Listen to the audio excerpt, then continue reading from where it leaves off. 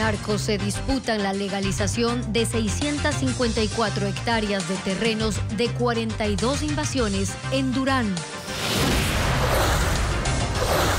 7 senadores de los Estados Unidos piden al presidente Biden sancione al expresidente Rafael Correa por corrupción y violación de los derechos humanos.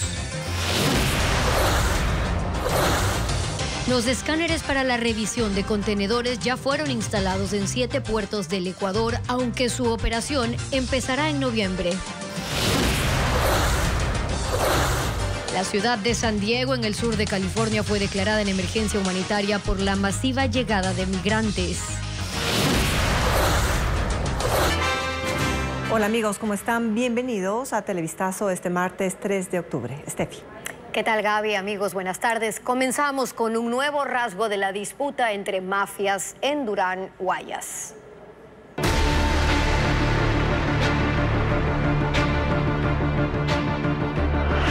Violencia, la estela imparable.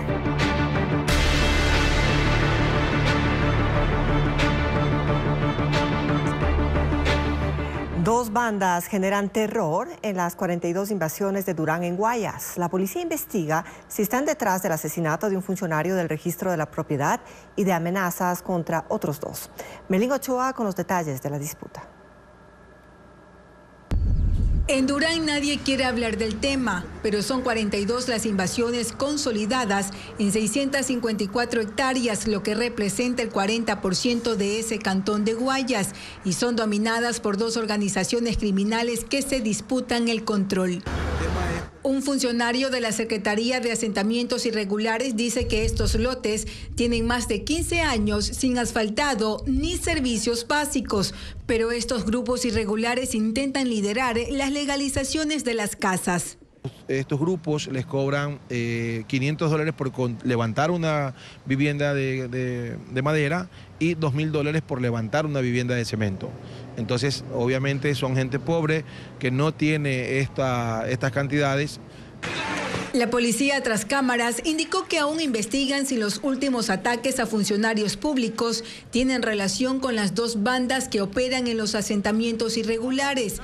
El lunes, la directora de Recursos Humanos del Registro de la Propiedad fue víctima de una amenaza de muerte. Hace una semana, otra funcionaria de la misma institución fue atacada por 3 motociclistas. Y hace 2 meses, el director de terrenos del municipio fue asesinado. Él iba a empezar un proceso para legalizar 288 hectáreas en beneficio de quienes viven en las invasiones, evitando favorecer a los traficantes de tierra que quieren figurar como intermediarios. De lo que los ciudadanos nos han dicho, cobran por la guardianía, o sea, por darle el servicio de vigilancia y por permitirles que construya. Son 2 situaciones distintas. Un exfuncionario del Cabildo informó a Televistazo que estas mafias quieren tener el control de los asentamientos irregulares porque ahí funcionan sus centros de operación criminal, desde donde planifican delitos como extorsiones, el traslado de cocaína y los secuestros. Ecuador es sede de la reunión anual de jefes de organismos que combaten el tráfico ilícito de drogas en América Latina y el Caribe. Participan más de 30 países y la Oficina de Naciones Unidas contra la Droga y el Delito. Fabiola Santana cubre la cita. Más de 30 países se reúnen en Ecuador para delinear nuevas estrategias y políticas para la lucha contra el tráfico de drogas en la región y el mundo. El encuentro se realiza en el Centro de Convenciones Eugenio Espejo en Quito hasta el viernes en medio de estrictas medidas de seguridad. Acuden los jefes de organismos encargados de combatir el tráfico ilícito de drogas en países de América Latina y el Caribe, delegados de Rusia, Suiza y Australia y de la Oficina de las Naciones Unidas contra la Droga y el Delito. El representante del organismo anticipó que la estrategia principal es ir hacia las organizaciones criminales y atacar sus finanzas. Tanto para rastrear el dinero y también para recuperar o permitir pues la extinción de dominio, la confiscación, pues digamos el decomiso de los bienes que han sido adquiridos de manera ilícita. En esa línea, en los próximos días, el presidente Guillermo Lasso lanzará el plan de recompensas con Estados Unidos para dar con delincuentes relacionados al crimen transnacional. El señor presidente inaugurará este programa, pero ya tenemos el anticipo, que es esta recompensa que se ha ofrecido a través de este programa para que se pueda dar datos con respecto a que nos lleven a la resolución del caso y buscar el autor intelectual de Fernando Villavicencio, pero ese es el inicio. Para el gobierno ecuatoriano es importante la creación de un observatorio de drogas y en ese contexto solicitó a la ONU su intervención. Con esto podríamos atacar el consumo, los tipos de consumos, pero sobre todo un laboratorio científico de drogas para descubrir los tipos de sustancias, sobre todo en el tema de sustancias psicoactivas, y descubrir los derivados de algo que ya está amenazando al mundo, que es el fentanilo. Para Ecuador también es importante concretar acciones para disminuir los cultivos, evitar el desvío de precursores químicos para la fabricación de drogas y el control de las nuevas formas de lavado de dinero como las criptomonedas. El canciller Gustavo Manrique informó que durante esta semana entregarán a la Corte Constitucional el acuerdo firmado con Estados Unidos para ejecutar operaciones marítimas para combatir el tráfico de drogas, armas, combustible, trata de personas y pesca ilegal. Afirmó que el organismo decidirá si el acuerdo entrará en vigencia mediante decreto ejecutivo o deberá esperar la posesión de la nueva Asamblea para su aprobación. Son convenios temporales. No es que vienen a instalarse tropas, aquí entran en periodos de corta duración, hacen los operativos y se retiran. Y para este efecto, las autoridades ecuatorianas se embarcan en los barcos extranjeros para no perder soberanía y para que sean nuestras autoridades quienes toman las decisiones trascendentales que haya que tomar en materia de la operación.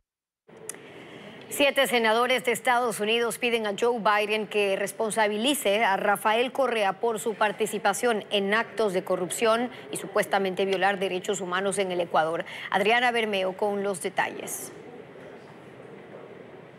Esta es la carta dirigida al presidente de Estados Unidos, Joe Biden, en la que 7 senadores republicanos piden sanciones contra el expresidente Rafael Correa por actos de corrupción y violaciones a los derechos humanos. En la parte final del documento, los congresistas recomiendan al presidente Biden que utilice las herramientas a su disposición para negar o quitar la visa al exmandatario e impedir su entrada a los Estados Unidos.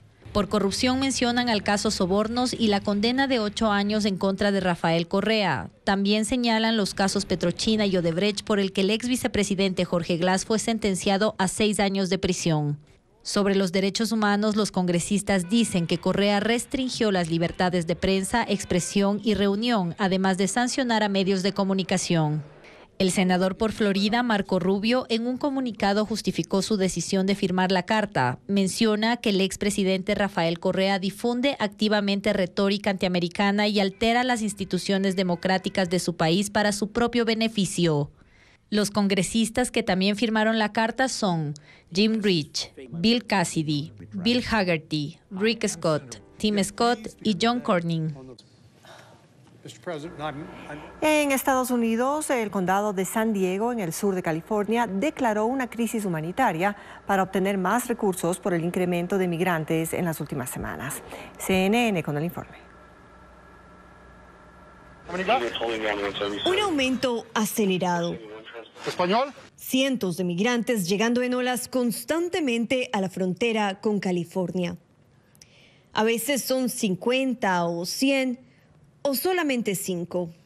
Muchos con la ayuda de los llamados coyotes. Encontramos uno operando abiertamente en la frontera. Los coyotes organizan los viajes comenzando desde el Medio Oriente, Asia, Sur o Centroamérica. Compran los pasajes de avión y les indican a los migrantes exactamente dónde deben ir, con cada uno pagando varios miles de dólares o entre 9 y 12 mil dólares si eres mexicano. El negocio es lucrativo.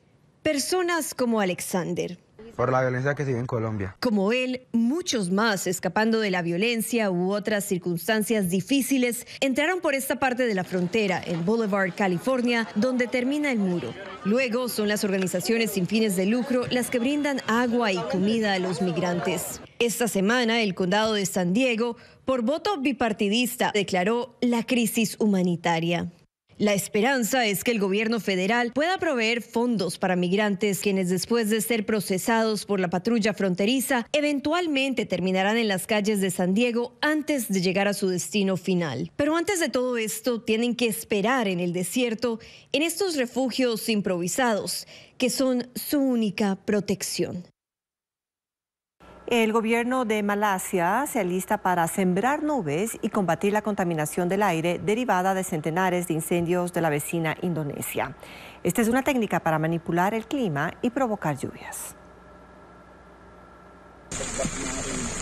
Más de 300 incendios forestales en toda la provincia de Sumatra llevaron al gobierno a pedir a la gente que trabaje desde casa. Y aunque el ejército y los bomberos luchan para extinguir el fuego, el humo está provocando pésimas condiciones en el aire, contaminando también a la vecina Malasia. Las autoridades malayas de medio ambiente catalogaron esta contaminación como muy nociva para la población, incluyendo la de la capital, Kuala Lumpur, por lo que han decidido sembrar nubes. Esta es una técnica en la que se dispara contra las nubes sustancias como yoduro de plata, hielo seco e incluso sal. Para ello se utilizan aeronaves y el objetivo es provocar lluvias para limpiar el aire. La misión puede tomar varios meses según los resultados, mientras que en tierra una operación similar ayuda a aclarar el ambiente. Malasia acusa a Indonesia de estar causando esta polución por la quema de residuos de plantaciones de aceite de palma y otros cultivos. Las universidades y escuelas politécnicas tienen un nuevo modelo de evaluación. Son 6 los criterios que deberán cumplir para conseguir la acreditación. Luis Alfredo Zúñiga amplía este tema.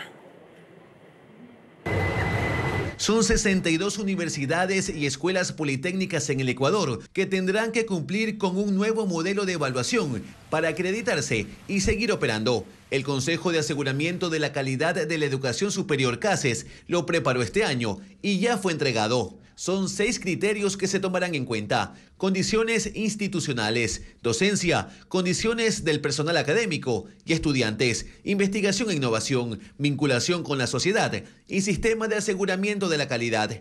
Dentro de esos parámetros se evaluará la infraestructura, oferta académica, atención a las necesidades de docentes y alumnos, publicaciones científicas, contar con la plana de profesores necesaria, ejecución de proyectos con la comunidad, entre otros. Y para esto se necesita cumplir al menos con el 80% de los indicadores para cada criterio. Otro punto fundamental del nuevo modelo es la autoevaluación constante. El CASES examinará que las universidades se propongan planes de mejora y los cumplan en un determinado tiempo. Este es un tema que es para todas las universidades del Ecuador y escuelas politécnicas, independientemente de si son públicas o si son particulares. Las universidades van a tener durante 7 años la acreditación. Pese a que hay cambio de gobierno, esto no se altera para nada. Hay universidades que ya han examinado los parámetros y destacan algunos puntos como positivos. Ahora tiene un porcentaje importante, también incluir a las mujeres dentro de la dinámica de la universidad y los puestos de dirección. Antes nosotros poníamos, por ejemplo, solo hombres a trabajar o a ser representantes, a ser decanos, a ser directores. Ahora no, ahora es una exigencia que tenemos que incluir en la misma porcentaje para todos. Ya con las variables a cumplir en mano por parte de las instituciones superiores, en 2026 será la evaluación para acreditarse. En caso de no cumplirla, no se cerrarán, sino que deberán iniciar un plan de mejoramiento para ejecutarse en 2 a 3 años. La llegada inminente del fenómeno del Niño evidencia la vulnerabilidad en la infraestructura de las viviendas. El Colegio de Arquitectos de Pichincha tiene un proyecto semilla para reforzar esas casas que depende de que la empresa privada aporte bajando costos. Carla Delgado con el informe. En el barrio La Roldós, en el norte de Quito, el 50% de las viviendas se hizo informalmente, es decir, que no contaron con la guía técnica. Gabriel dice que por la escasez de recursos, él mismo y un albañil construyeron la casa hace más de 20 años. Ahora apenas pudo hacer algunos arreglos porque temía que la construcción se venga abajo. En este sector al menos una decena de casas recibió asesoría del Colegio de Arquitectos de Pichincha en 2019 para reforzar sus viviendas. Incluso la empresa privada ayudó para que el costo de materiales y mano de obra sea gratuita. El acercamiento se hizo mediante los líderes comunitarios. Por ello, el Colegio de Arquitectos pretende retomar este proyecto. En la primera fase, que ya inició, se dará asesoría gratuita a quienes tengan vulnerabilidad en sus construcciones. De hecho, aquí en la entidad viene mucha gente a asesorarse y entonces sí podemos dar asesoría gratuita a las personas. Esto a propósito de la inminente llegada del fenómeno del Niño, al que se le atribuyen intensas lluvias e inundaciones, y que pone nuevamente sobre la mesa la seguridad de las viviendas, tomando en cuenta que en Quito la informalidad en la construcción ha crecido en un 60%. La idea del proyecto es avanzar a una segunda fase, para que puedan intervenir construcciones vulnerables de ciudadanos en zonas periféricas. ¿Y qué es reforzar? Reforzar significa enchapar, poner malla y cemento en las paredes que son de bloque. La empresa privada estuvo dispuesto a poner, por ejemplo, la gente que tiene acero, estaba dispuesto a bajar considerablemente para este proyecto los valores de las mallas o el cemento o el hormigón. Entonces, digamos, es una estructura mancomunada la que planteamos nosotros, pública-privada. El Colegio de Arquitectos de Pichincha llama a las autoridades a prevenir. La jueza de Montecristi, Gina Zambrano, fue destituida por liberar a 25 sentenciados por distintos delitos con la concesión de medidas constitucionales.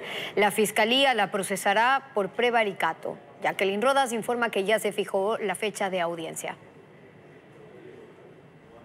Esta madrugada, el Pleno del Consejo de la Judicatura destituyó a Gina Zambrano, quien como jueza de Montecristi, en Manabí, emitió 25 acciones de protección, medidas cautelares y boletas de excarcelación a favor de sentenciados por asesinato, tráfico de drogas, delitos sexuales y sicariato. En marzo pasado, además, liberó a 2 condenados que cumplían 34 años de prisión en la cárcel de Turi por el femicidio de Berta Minchala y Cristina Palacio en Cuenca, pese a no tener competencia porque los hechos ocurrieron en otra provincia. Tras el reclamo del gobierno, dispuso su recaptura. Pero la sanción administrativa no es la única que enfrenta Gina Zambrano. La Fiscalía le abrió una investigación penal por prevaricato, es decir, por actuar en contra de la ley. Allanó su despacho y va a formularle cargos. La audiencia para procesarla será el próximo martes 10 de octubre. Entre los argumentos en su contra, se la acusa de usurpar funciones exclusivas de los jueces penitenciarios y de inobservar sentencias que delimitan la actuación de los juzgadores al momento de resolver acciones constitucionales.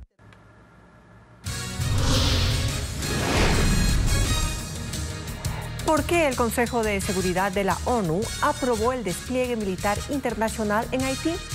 En minutos. Más de la candidiasis con una aplicación.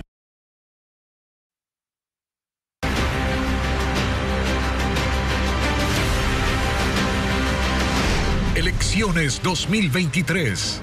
Camino a Carondelet.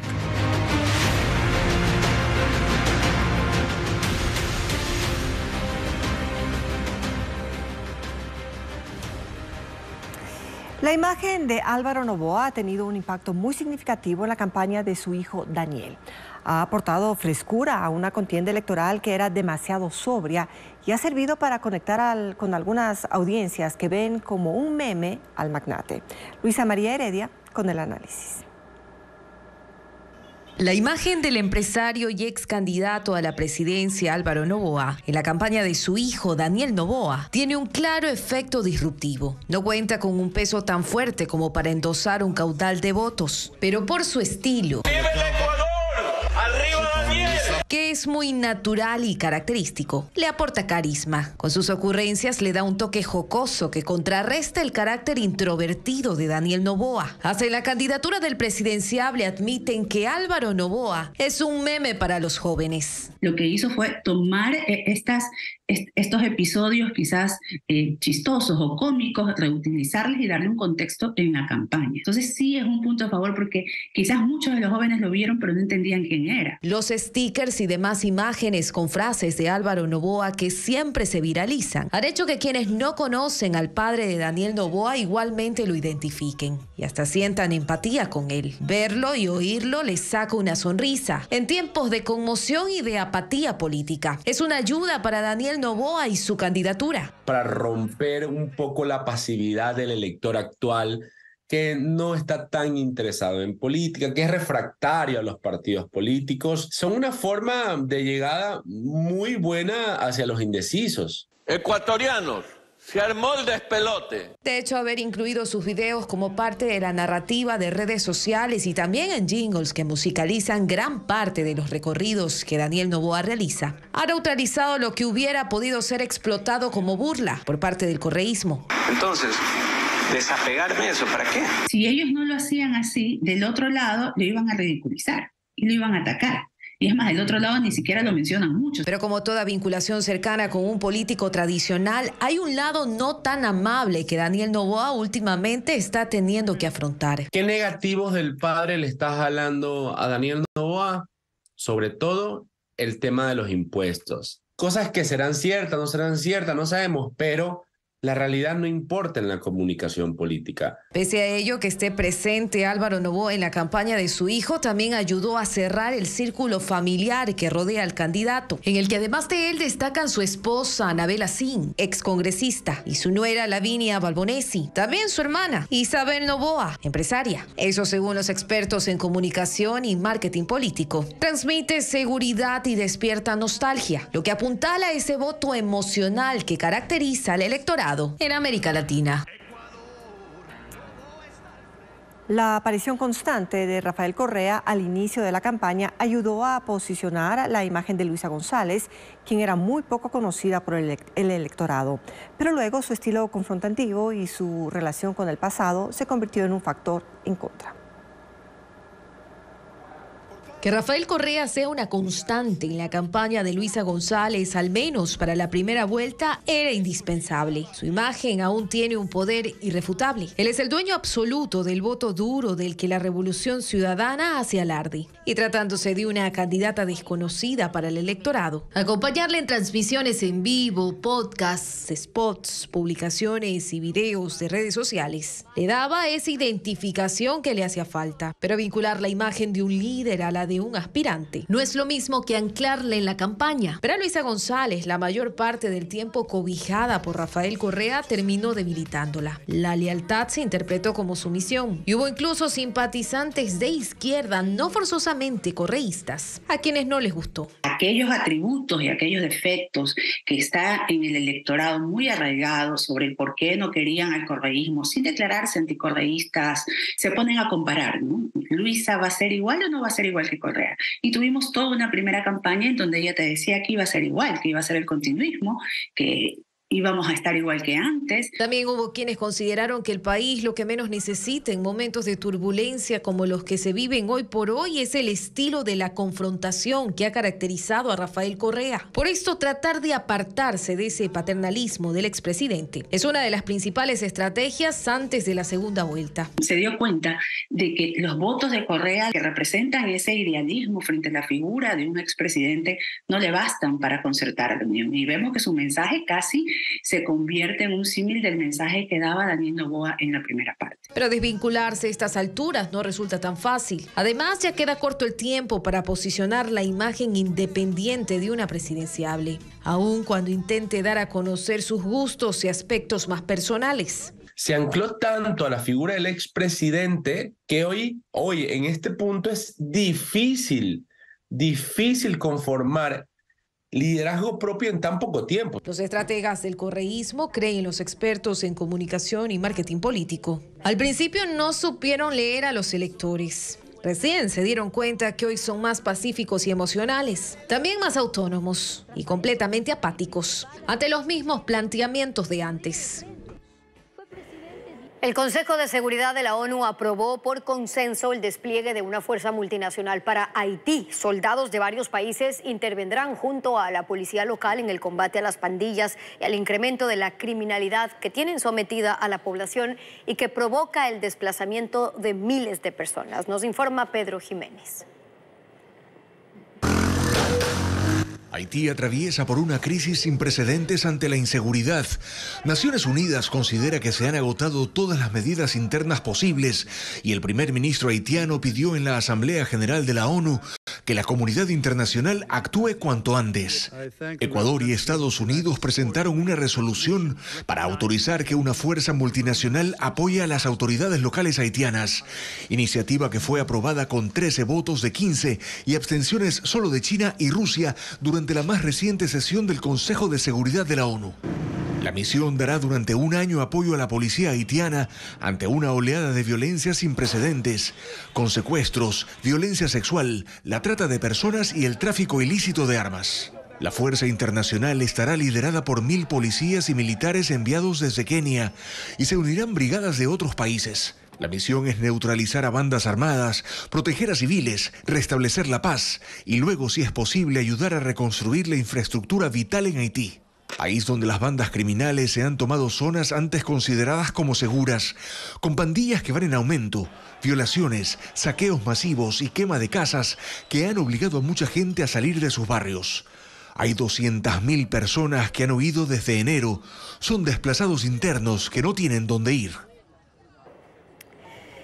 En Reino Unido, una explosión en Oxford causó alarma. Según funcionarios de una empresa de energía, un tanque cargado con residuos orgánicos fue alcanzado por un rayo y aproximadamente a las 7 de la noche, vecinos y conductores compartieron un video de este cielo iluminado producto del estallido.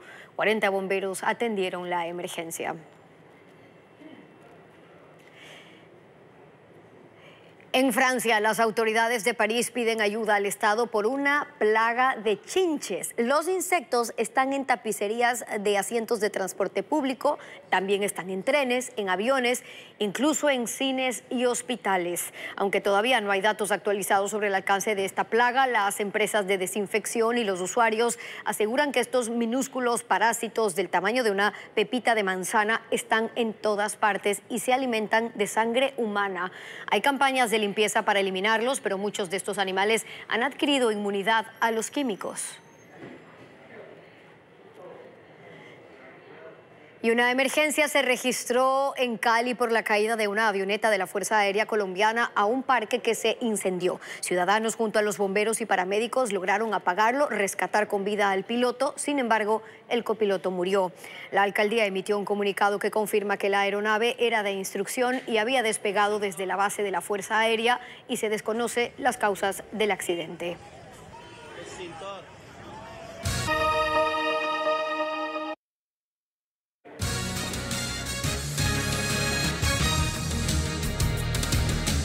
Un año después del plazo inicial, entrarán en operación los escáneres para la revisión de contenedores en los puertos del Ecuador. Así lo ha confirmado el Servicio Nacional de Aduanas. William Young informa que estos equipos se instalaron ya en 7 terminales marítimas.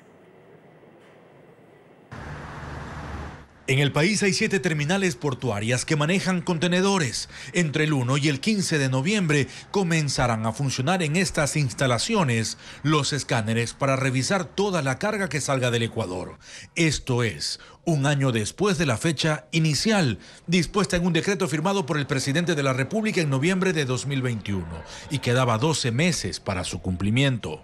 El funcionamiento y administración de estos equipos es calificado como información reservada según el Servicio Nacional de Aduana. Sin embargo, desde ese organismo indicaron que todas las imágenes se analizarán en un centro de monitoreo operado inicialmente por personal de los puertos y policías, aunque a corto plazo esa tarea será exclusiva de los agentes. Tampoco se confirmó cuántos escáneres se adquirieron, pero serían al menos 2 por terminal. La inversión es de $60 millones, que la cubrieron los puertos. Esta será recuperada con el cobro de una tasa a cada contenedor revisado. Desde la Asociación de Terminales Portuarios Privados indicaron que están cumpliendo con el proceso de implementación de escáneres de acuerdo a las directrices del gobierno y en coordinación con el SENAE, aunque por seguridad mencionaron que no revelarán detalles de este proceso. Actualmente en el Ecuador solo el 10% de los contenedores es revisado de forma manual, pero con los escáneres esperan llegar al 100% hasta marzo de 2024. El principal objetivo es detectar la carga contaminada por narcos. El año pasado en los puertos del país fueron decomisadas 69 toneladas de droga. Platino y cobre están guardadas en la Reserva Arqueológica del Ecuador. El espacio alberga joyas de culturas que llegaron hace miles de años al país. Diego Puente nos cuenta más. Ecuador tiene un tesoro, un cuarto lleno de oro, plata y cobre que está restringido al público, solo abierto a expertos e investigadores. Es la Reserva Arqueológica de Metales del Ministerio de Cultura, donde están catalogadas 8.000 piezas que pertenecieron a las culturas Bahía, Jamacoaque, La Tolita, La Florida, Capulí, Cañar, Puruá, Inca, entre otras. Hay piezas que por su valor histórico están incluso en cajas fuertes. Aquí están objetos que no eran vistos de mucho tiempo.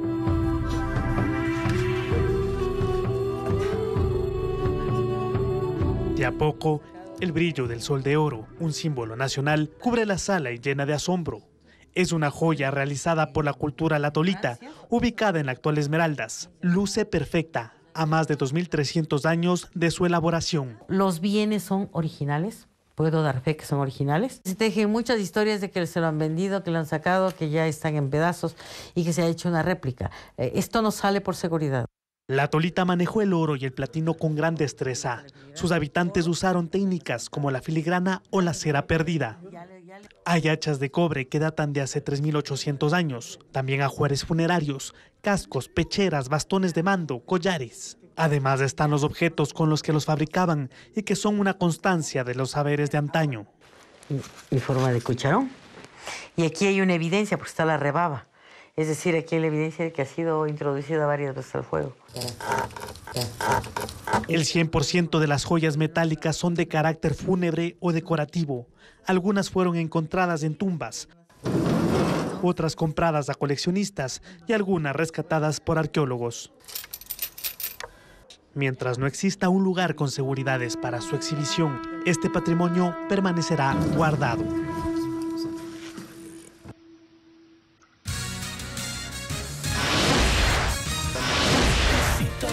Quito escogerá a la mejor hamburguesa de la capital en un evento que contará con varios artistas. ¿Cuándo será? Lo revisamos al volver.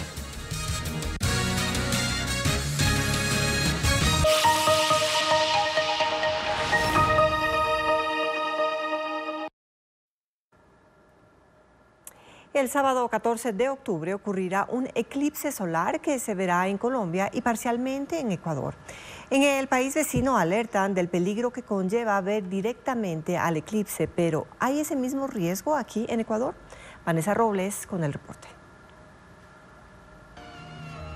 Un nuevo acontecimiento astronómico sucederá este sábado 14 de octubre, cuando la luna se interponga entre el Sol y la Tierra, sin cubrir totalmente la vista del astro. Esto permitirá apreciar un anillo de fuego brillante en el espacio. La NASA informó que el eclipse anular de Sol cruzará América del Sur en Colombia y Brasil, pero también será visible en todo el Ecuador como un eclipse solar parcial, según el Observatorio Astronómico de Quito. Iniciará a las 11:51 hora Ecuador continental. El máximo se producirá cerca de las 13 horas 37 minutos. Allí estará cubierto en un 86%. El evento finalizará a las 15 horas 16 de la tarde. Entre las recomendaciones para observarlo constan usar gafas especiales o lentes de soldadura número 12 o 14. Cada observación no debe superar los 30 segundos aún con estos instrumentos. Los telescopios tienen que estar equipados con filtros solares certificados. Los oftalmólogos indican que no acatar estas recomendaciones puede causar riesgos irreversibles. Aunque el eclipse no sea total, la radiación que emana puede causar lesiones permanentes. A veces por juego dirigen la mirada al sol entre niños a ver quién aguanta más. La mácula, que es la parte central de la retina, la que usamos para leer, sí puede quedar definitivamente dañada. El fenómeno también será visible en Estados Unidos, México, América Central y pasará sobre el norte de Brasil antes de terminar el atardecer en el Océano Atlántico. El próximo eclipse solar tendrá lugar el 9 de abril del siguiente año, pero no será visible desde Ecuador. El Instituto Nacional de Meteorología e Hidrología emitió una alerta por incremento de temperatura en Ecuador. Desde hoy, 3 de octubre, hasta el sábado 7, habrá altas temperaturas en todo el país. Pero serán 5 provincias las que registren una ola extrema de calor y un nivel muy alto de radiación ultravioleta. Las zonas más afectadas son las provincias amazónicas. Estamos hablando de Sucumbíos, de Orellana, de Pastaza y también de Morona, Santiago. Y en la región litoral, en Guayas, es donde se espera un registro extremadamente alto de radiación. La entidad hace un llamado a la ciudadanía a no exponerse al sol entre las 10 de la mañana y las 4 de la tarde y también a tomar precauciones como el uso de una gorra, la sombrilla, gafas, ropa de manga larga, bloqueador solar, sin importar que el día se presente nublado o parcialmente nublado. Ecuador se mantiene como uno de los países de la región con mayor índice de desnutrición crónica infantil. Desde 2015 registra una disminución que llega al 20%, pero no es un ritmo adecuado de descenso. Ecuador avanza a paso lento en la lucha contra la desnutrición crónica infantil, según el análisis presentado este martes en Quito por el representante del Grupo Interagencial de la ONU. Las cifras muestran que en Ecuador en 2006 la desnutrición crónica infantil se ubicó en un 21.6%. En 2015 subió al 24.8%. A partir de ese año las cifras bajaron. En 2022 alcanzó un 20.1%, pero el ritmo de descenso no es el adecuado. Lo óptimo es bajar un punto porcentual cada año. En Ecuador, el promedio es del 0.6%. No hay una relación en el nivel de desarrollo económico, productivo, social del país con los niveles de desnutrición crónica. Ecuador se ubica, junto con Honduras, en el tercer puesto de mayor prevalencia de desnutrición crónica infantil de la región. Solo tiene mejores cifras que Guatemala y Haití. Lo importante es que la política pública esté diseñada y que tenga continuidad. Uno de los problemas que ha tenido también Ecuador, que ha habido mucha fragmentación. Ha habido muchos programas que duraban 1 año, 2 años, se cortaban, se repensaban. Otro problema es no contar con información actualizada cada año. Pasaron 5